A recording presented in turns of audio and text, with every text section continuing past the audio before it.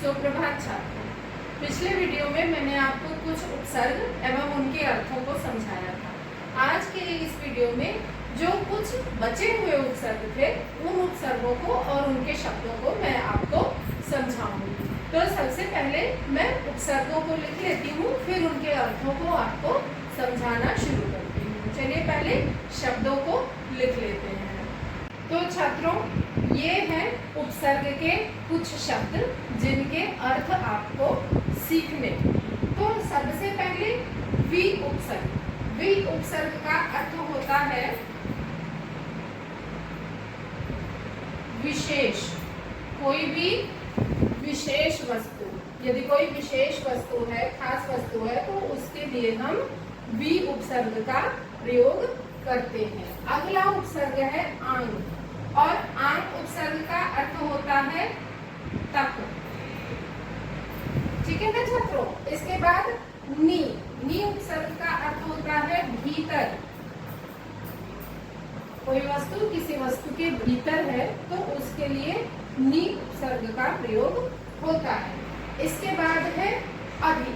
अधि उपसर्ग का अर्थ है छात्रों ऊपर या श्रेष्ठ।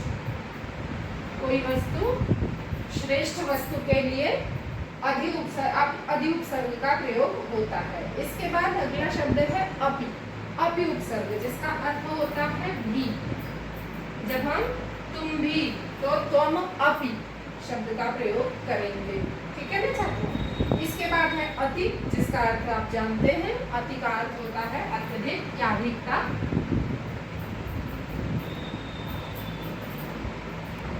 अधिकता या अत्यधिक या बहुत ज्यादा।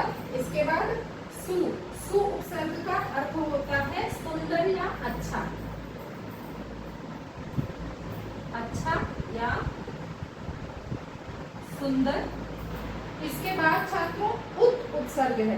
उत या उद, दोनों ही यदि उपसर्ग के शब्द आते हैं तो उन दोनों का ही अर्थ होगा छात्रों ऊपर या श्रेष्ठ।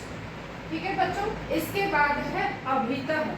अभितः उपसर्ग का अर्थ होता है चारों ओर। यदि कोई वस्तु किसी वस्तु के चारों ओर होती है तो उसका अर्थ होता है चारों ओर। उसके लिए शब्द होता है अभित या अभितः।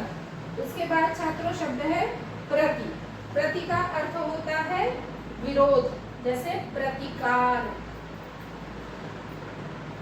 जैसे शब्द होता है छात्रों प्रतिकार, तो उसके लिए प्रति उपसर्ग का प्रयोग होता है। इसके बाद अगला उपसर्ग है बच्चों परि। परि उपसर्ग का अर्थ होता है पूर्ण। ठीक है छात्रों। इसके बाद हमारा 22वां या अंतिम उपसर्ग होता है बच्चों उप, जिसका अर्थ होता है गौड़ या सहायक।